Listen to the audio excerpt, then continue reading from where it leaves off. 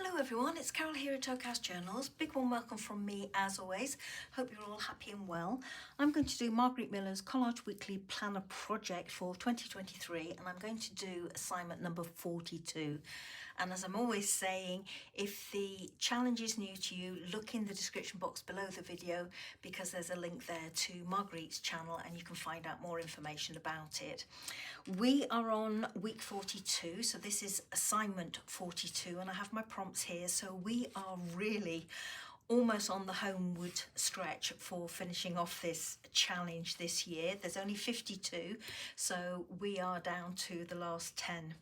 So let's get on with what the prompts are, what I've lifted out to do or to use for those prompts, and let's make a start on the actual assignment. The first prompt is something with a bit of pink. Well, I was gifted recently some book pages that had images of wine labels, and this was one of them, and I remembered it particularly because it was so pretty. There were 4 of these. This one, as you can see, has shades of pink and orange as well as blue and a little bit of black, so I'm going to go with that for my touch of pink. Money, I was gifted in some happy mail that came with my last tag swap this note here, and I thought that might be a nice one to use because it actually has tones of pink and a little bit of orange in it, so that would come in handy.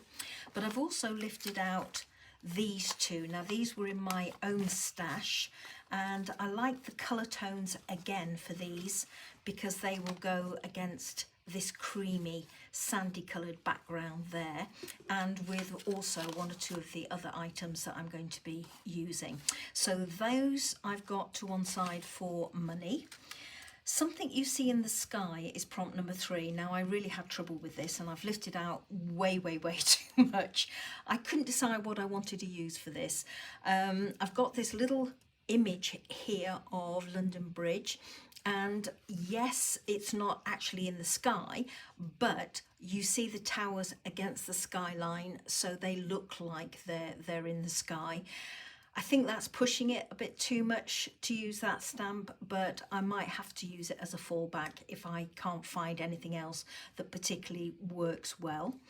The other thing that you see in the sky are birds, so I've lifted out 4 bird stamps here. Yeah, 4. So I've got these 4 that I could use. The other thing you see in the sky at times are butterflies, so I've lifted out these 2, and I've also lifted out this bee stamp because you see bees and other bugs flying around in the air in the sky. And I've got a couple of images of planes here.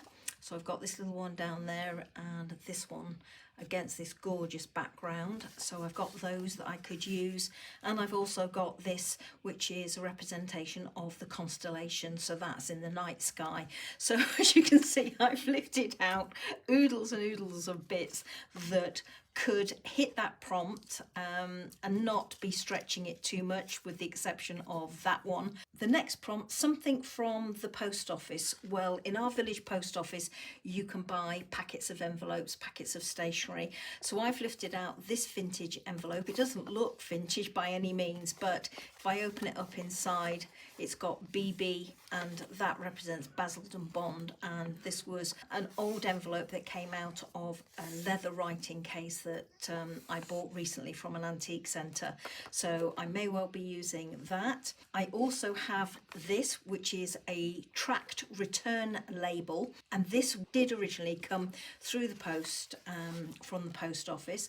And the other thing is this first day cover, and as you can see, it's got some lovely Canadian stamps on there, so I've got 3 options there that I can use for that prompt. The 5th prompt is something found in a library. Well, I've got a vintage cabinet card here and its pocket. The bonus prompt is lines, and I've chosen this, and this is a vintage 1911 card, and Oh, the calligraphy on it is beautiful. I'm choosing it because of these lines up here.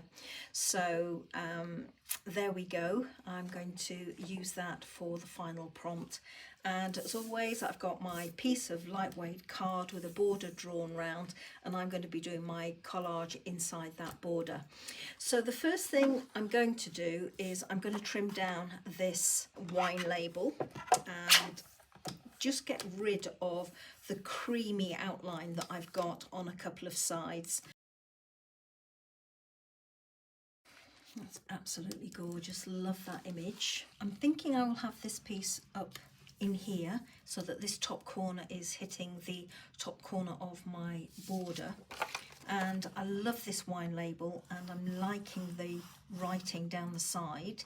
So I'm wondering whether I can reverse it and have that top corner right down to this corner down here, something like that.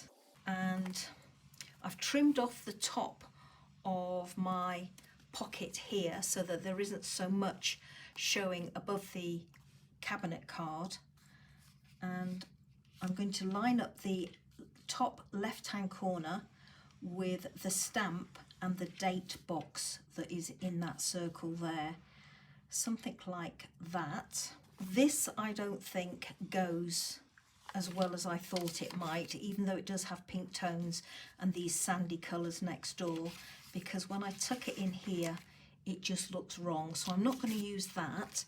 These are a better colour tone, especially if I tuck this one right behind and just use the numbers even tucked in a little bit more. So I'm thinking maybe I could have it something like that, just have those numbers peeping out the side. And I could do something like that on this side as well, like that. So I'm quite liking that. Lots of staggered edges there. Let's have a look at these. Now I think if I put something like this, it would need to be centered on there, and that's fighting with it too much. It's because this pocket is lower down, that's not going to work. It makes it too bottom heavy. So the other option would be to maybe put something up in here. And I know I've put those numbers there, but I can easily dispense with those and just have one down here. I'm not liking that. That makes that top corner too top heavy, and I'm losing that pop of orange there, which I like. So that doesn't work. That's not the right colour. What about this one tucked in there? No. That isn't too bad, but I've still got this area here which doesn't work well. I chose this because it's reddy orangey tones, so it's picking up that, I thought. And I could have it maybe something like that. Now that's actually not too bad, but I've still got this big white space here. And I'm wondering whether that would come in handy. So I'm just going to trim this down on my guillotine so that I've got a piece that size. So I've trimmed down these stamps, and I've also made a fold across the top. Now if I put that on there like that, then I get a nice frame around it, and I like the top configuration, but I don't like this bit at the bottom. This, even though there's a touch of grey here which picks up the grey on the stamps, it's fighting too much. If I open that out and leave the writing across the top, for some reason I like that better. I'm not quite sure why. I think it completely detracts from the fact that that's a pocket behind it, and it makes this more or less the focal point. And this is the piece that's definitely not working for me. I've taken out the money for the time being. I can work those in due course. If I just move that and get rid of that image like that, I actually like that better, but then I've lost what would be my image for the prompt, something pink. If I pop that one back on there like that, you see, I quite like that as a collage, but that's not going to work because I haven't got my money in and I haven't got something pink. I've got something red. So how can I make this work? The other option would be to take these stamps out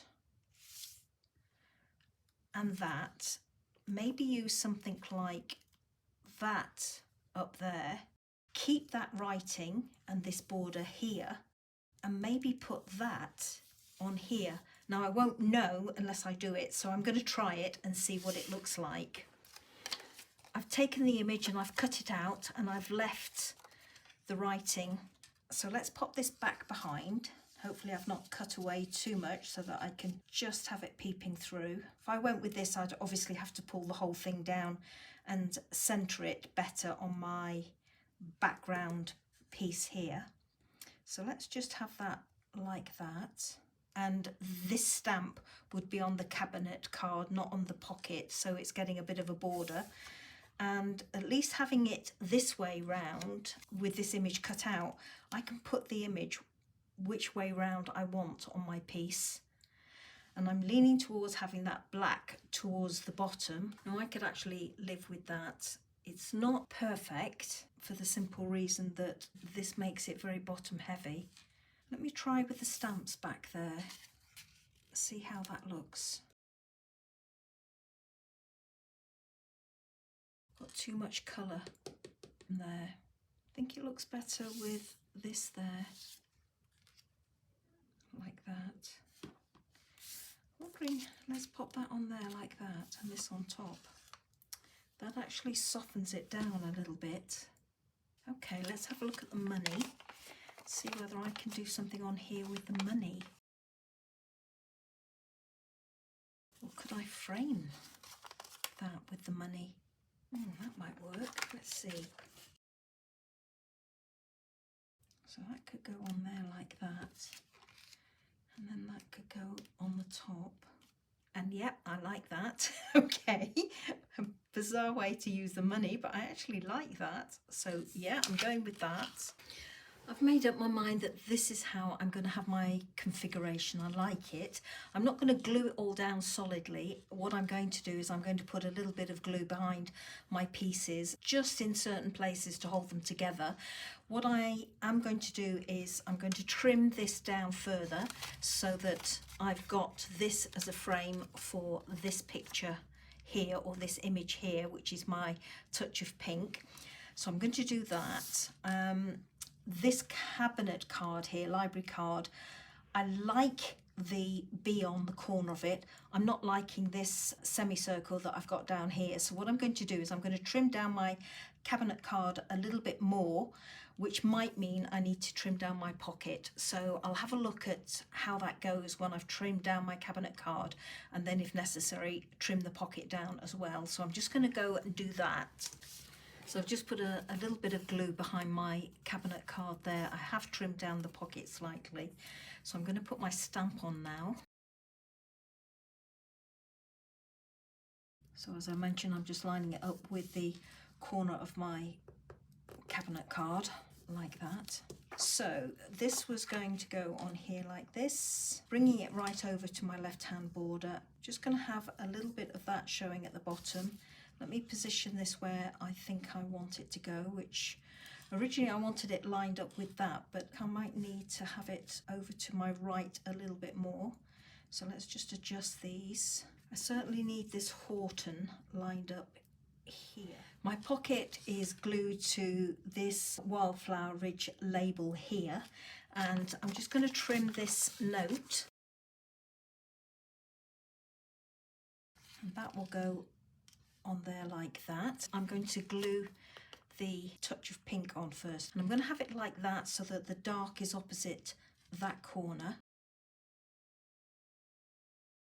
This piece here needs to be positioned on there. So again, I'm going to put a dab of glue behind here. Just wondering if I put something like that in here, trim down that black line, trim off that border up there. I could even pull that down so that that line is just across the top there, and this line could come straight down the side here, and then I've got my Royal Mail in. I'm not too sure that I like that, but I am going to trim it down and have a better look, because the other option, if I don't use that, would be to bring in my vintage envelope and use the lining inside to frame my piece. Let me just trim this down first and see if I like that. Okay, so I've trimmed this down, and I could have it like that, get my Royal Mail in there, or I could move that up with a slight frame around my piece. Still not liking that, so I'm going to open up my envelope and see whether I can use that. This is my envelope all opened out, and I've trimmed away these portions. I'm going to save that bit because it's got a number on, so that might come in useful for another project. And I'm wondering whether to use a small portion behind it or to go with actually trying to frame the whole portion. It's too wide for my piece, so I need to trim off a portion there. I'm liking having the lettering across the top. I'm just going to move that across there a little bit more. Pull that over like that, so that this is lined up with that border. I'm obsessed with lining up my borders, aren't I? I think I want more of this showing on the right hand side, so let's just fiddle with that a little bit more. I am going to have to trim it on this left hand side, but I'm kind of liking that. Maybe over a little bit more. Yeah, I like that better. So I'm not going to have to trim much away at all. So let's get some glue in.